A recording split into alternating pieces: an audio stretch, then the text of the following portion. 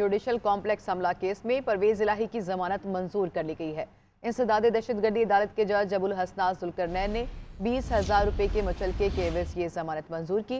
Prosecutor ने अदालत को बताया कि मुखबर की इतला पर गिरफ्तारी की दफात नाकाबिल जमानत है।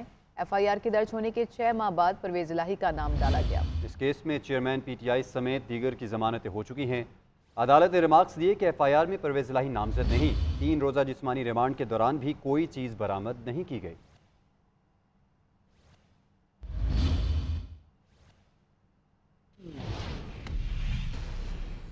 ऑफिशियल सीक्रेट एक्ट अदालत इस्लामाबाद में चेयरमैन PTI के बेटों से टेलीफोन या व्हाट्सएप पर गुफ्तगू करवाने का मामला।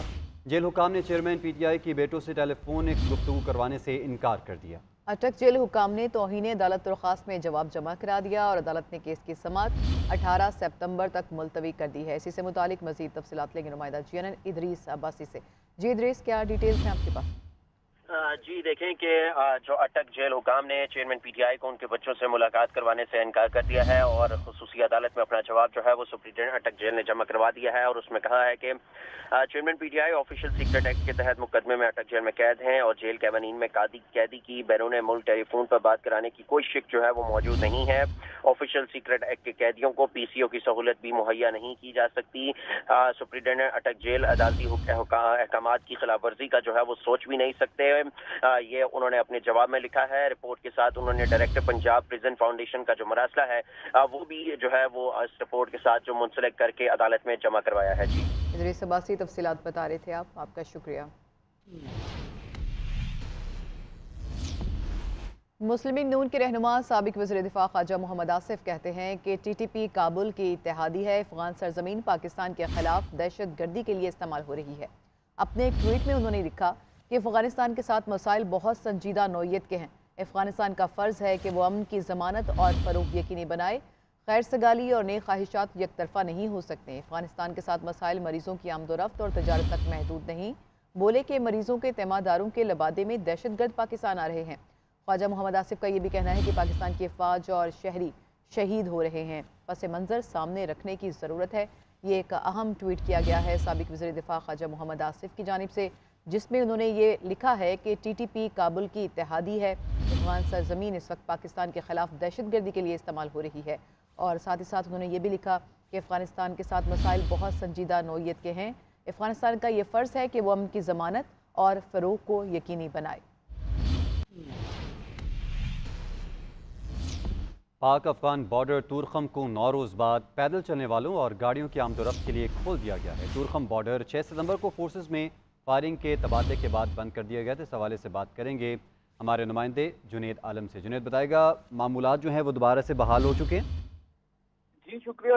जिला खैबर के जो पाक अफगान सरहद है तुरखम बॉर्डर पर दोबारा आमदोरफ्त जो है वो बहाल हो चुकी है। तकरीबन 9 रोज जो है ये बंद रहा। 6 सितंबर को फोर्सेस के दरमियान जो फायरिंग का तबादला हुआ, जिसके बायस इस सरहद को बंद किया गया था। ट्रांसपोर्ट और पैदल चलने वाली आमदोरफ्त जो है वो मुकम्मल तौर पर बंद हो गई थी। कस्टम हुकाम के हवाले से कहना है कि सुबह सवेरे से ही जो बॉर्डर है उसको मुकम्मल तौर पर खोला गया है। पैदल जो लोग हैं उनकी जामे तलाशी के बाद उनको इंट्रेस की इजाजत दी जा रही है, जबकि ट्रांसपोर्टर जो है उनके लिए भी आमदोरफ्त खोल दी गई है। जी बहुत शुक्रिया आपका जुनेद। अच्छी खबर दें आपको कि इंटरबैंक में डॉलर की कदर में कमी का सिलसिला जारी है। कारोबार का आगाज होते ही इंटरबैंक में डॉलर 1 रुपये 21 पैसे सस्ता हो गया और इंटरबैंक में डॉलर 296 रुपये 75 पैसे पर इस वक्त ट्रेड हो रहा है। आपको बताएं कि डॉलर की कदर में कमी का ये सिलसिला जारी है और आज फिर 1 रुपया 21 पैसे डॉलर सस्ता हुआ है, जिसके बाद इंटरबैंक में डॉलर की कीमत 296 रुपये 75 पैसे हो चुकी है।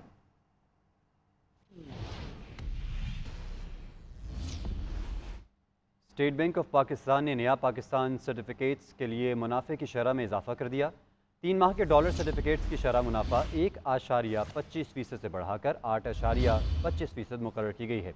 12 माह के डॉलर सर्टिफिकेशन पर मुनाफे की शरह 1.50% से बढ़ाकर 9% कर दी गई है। इससे क्या फ़वाइद होंगे, बात करेंगे राशिद खान से। राशिद खान बताएगा इस फैसले से मुतालिक।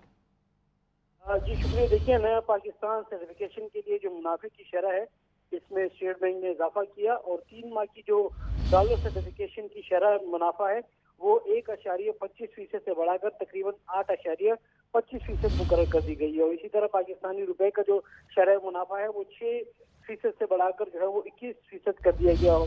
जबकि 6 माह के लिए अगर बात करें तो डॉलर के लिए जो शरह मुनाफा है वो 1.30% से बढ़ाकर जो है तकरीबन 8.50% तक कर दिया गया है। पाकिस्तानी रुपए के सेविंग सर्टिफिकेट है, मुनाफे की शरह बढ़ा दी गई है। राशिद खान बता रहे थे, आपका बहुत शुक्रिया।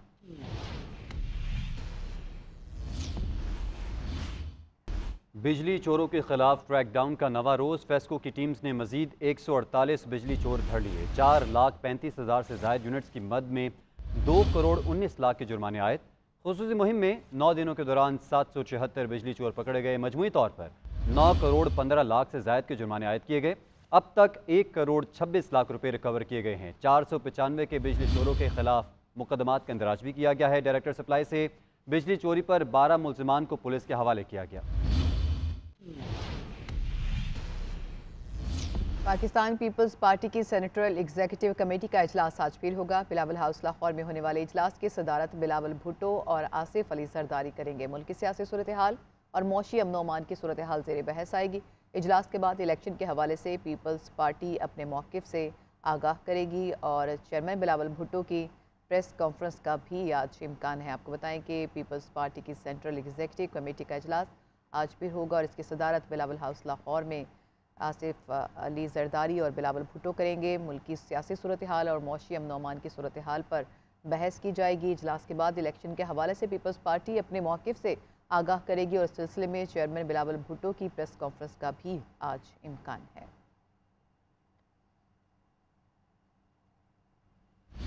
जमीयत उलमा इस्लाम के मरकज़ी रहनुमा पर गुज़िश्ता रोज़ मस्तूंग में हमले के बाद कोयटा समेत बलूचिस्तान भर में जमीयत उलमा इस्लाम की जानिब से शटर डाउन हड़ताल की कॉल दी गई है।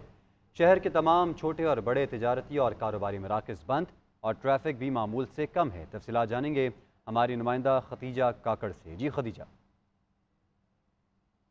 गुज़िश्ता रोज़ मस्तूंग में जमीयत उलमा इस्लाम के मरकज़ी रहनुमा हफीज़ अहमदुल्लाह और उनके साथियों पर बम धमाके के बाद आज कोयटा समेत बलूचिस्तान भर में जमीयत उलमा इस्लाम की जानिब से शटर डाउन हड़ताल की कॉल दी गई है, जिसकी वजह से कोयटा शहर के तमाम जो छोटे और बड़े तिजारती और कारोबारी मराकिज़ है वो इस वक्त बंद है। और इसी के साथ साथ ताजिर बरादरी और दूसरे जो सियासी जमातें हैं उन्होंने भी हड़ताल की हिमायत कर दी है, जिसकी वजह से तमाम जो तिजारती मराकिज़ है वो इस वक्त शहर भर में बंद है और जो ट्रैफिक की रवानी है वो भी मामूल से जो है कम है। जी। लाहौर हाई कोर्ट ने वन वे की खिलाफ वर्जी पर जुर्माना 1000 से बढ़ाकर 2000 करने का हुक्म दे दिया। समूह के तदारुक के लिए दायर दरख्वास्त पर समाअत के दौरान अदालत का शहर में जगह जगह तरक्याती मनसूबे शुरू करने पर इजहार बरहमी। रिमार्क्स ये कि सितंबर से जनवरी तक स्मोक होती है, इस मुद्दत में इतने मंसूबे क्यों शुरू किए जा रहे हैं। मजीद बात कर लेते हैं नुमाइंदा GNN बादुल हक से। बादुल हक बताएगा मजीद क्या रिमार्क सामने आए।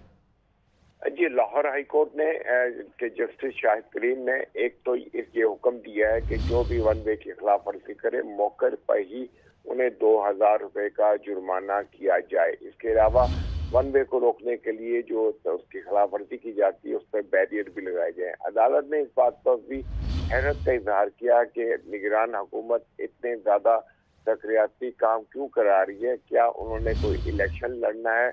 पहले ही ये जो मुद्दत है सितंबर से जनवरी में इसमें स्मोक ज्यादा होती है, इस तरह के कामों से स्मोक में मजीद इजाफा होगा। अदालत ने इस बात पर भी तशवीश का इजहार किया कि धुआं छोड़ने वाली गाड़ियों के खिलाफ से जुर्माना करना काफी नहीं है। जी बहुत शुक्रिया आपका बादुल हक।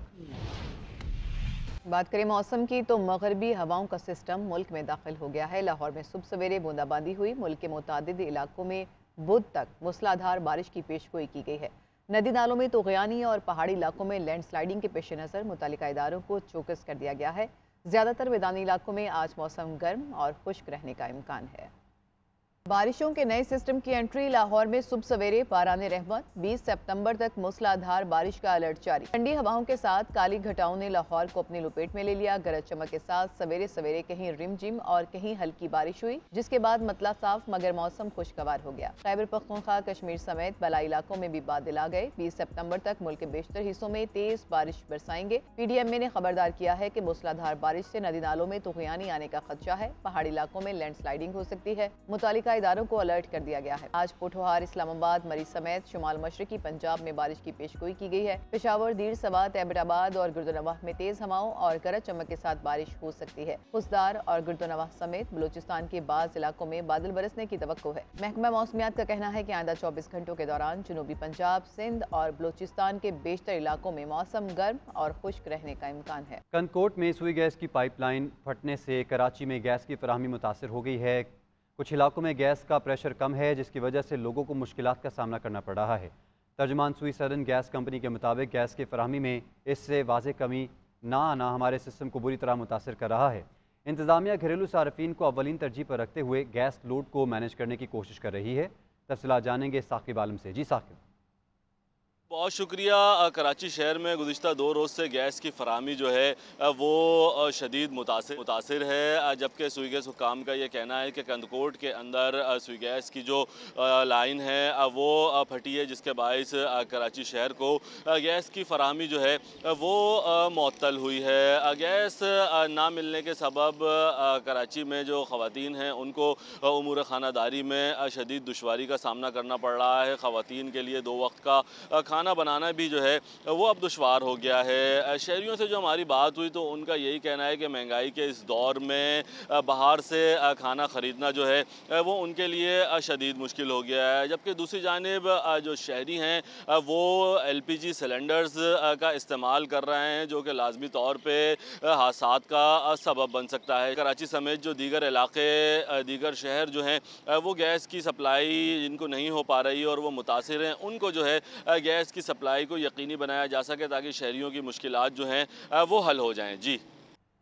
Excise and taxation motor vehicle system upgradation ताख़ीर का शिकार है। नई गाड़ियों के रजिस्ट्रेशन, गाड़ियों की एक नाम से दूसरे मालिक के नाम मुंतकिली, टोकन टैक्स की अदायगी और चेकिंग का निज़ाम ठप होने के बायस एक्साइज हुकाम और शहरी परेशानी का शिकार हैं। 6 सितंबर से 11 सितंबर तक अपग्रेडेशन का वक्त दिया गया था, ताहम ताहाल ये सिस्टम बहाल नहीं हो सका। इसी से मुतालिक मज़ीद तफसीलात बताएंगे नुमाइंदा GNN अब्दुल सबूर। महकमा एक्साइज एंड टैक्सेशन के मोटर व्हीकल रजिस्ट्रेशन सिस्टम की अपग्रेडेशन के बायस शहरियों को मुश्किलात का सामना है। गुज़िश्ता 1 हफ्ते से सिस्टम अपग्रेडेड नहीं हो पाया।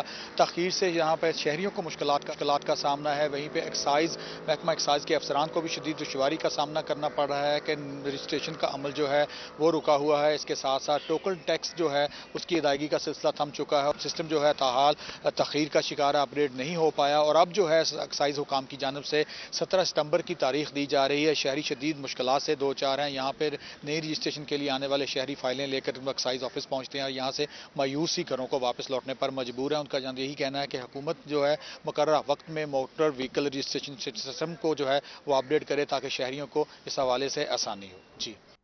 Vice chancellor Punjab university doctor Khalid Mahmood कहते हैं यूनिवर्सिटी का बजट 16 अरब के खसारे के साथ पेश किया गया है। फीसें कम होने से बजट पर प्रेशर है। गुज़िश्ता 5 सालों में पंजाब यूनिवर्सिटी की इंटरनेशनल रैंकिंग 232 से 140 तक आ गई है। डॉक्टर खालिद महमूद ने कहा कि मुखिर हज़रात अपने नाम पर यूनिवर्सिटी में नई तामीरात करवा सकते हैं। उन्होंने मज़ीद क्या कहा, जानते हैं नुमाइंदा GNN मोइन अजहर से। जी मोइन। हम मौजूद हैं पंजाब यूनिवर्सिटी में, हमारे साथ प्रोफेसर खालिद महमूद साहब वाइस चांसलर पंजाब यूनिवर्सिटी मौजूद है। हम उनसे जानते हैं कि वो जो इस साल का पंजाब यूनिवर्सिटी का बजट है उसका में सबसे ज़्यादा उनका फोकस किस चीज़ के ऊपर, और पंजाब यूनिवर्सिटी का बजट जो है वो खसारे का या सरप्लस है। हमारी सेनेट की मीटिंग हुई है 2-3 दिन पहले और इस मीटिंग में गवर्नर साहब ने जो चेयर किया, हमारे चांसलर हैं, इसमें हमारा जो इस साल का बजट है 23-24 का वो अप्रूव हुआ है। इस वक्त जो हमारा बजट है वो खसारे का बजट है, इसमें कुछ खसारा है। तो सबसे बड़ा जो ख़र्च है वो हमारा सैलरीज़ पे और पेंशन पे खर्च होता है और यही वजह है कि हमें अपने बजट को जो है वो अप्रूव कराने में या उसको बनाने में मुश्किलात का सामना भी है। सर्वे में भी अल्हम्दुलिल्लाह हम डे बाय डे इम्प्रूव कर रहे हैं और हमारी यूनिवर्सिटी जो है पाकिस्तान की टॉप की यूनिवर्सिटियों में हमेशा से शुमार रही है। जी, जैसा कि आपने देखा vice chancellor Punjab university professor साहब ने हमें बताया है कि यूनिवर्सिटी ने इस साल अपने खसारे का बजट पेश किया है।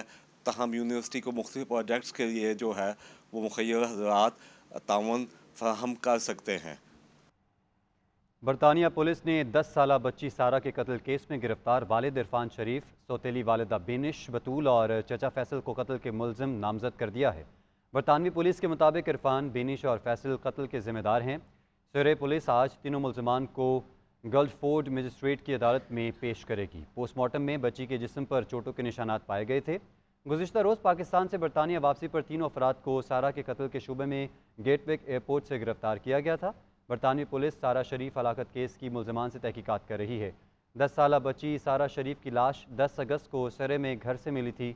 बच्ची के वालिद इरफान, सौतेली माँ बेनिश और चचा फैसल पाकिस्तान फरार हो गए थे। इरफान शरीफ वाक़े के बाद अपने दीगर 5 बच्चों को भी पाकिस्तान ले आए थे, जिन्हें गुज़िश्ता दिनों ही पुलिस ने तहवील में ले लिया।